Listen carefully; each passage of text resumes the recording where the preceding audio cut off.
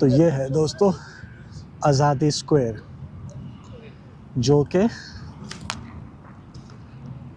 Iran के आखिरी शाह रज़ा Shah Pahlavi ने ईरान के 2500 साल पूरे होने पर बनवाया था 5 टाइम्स में।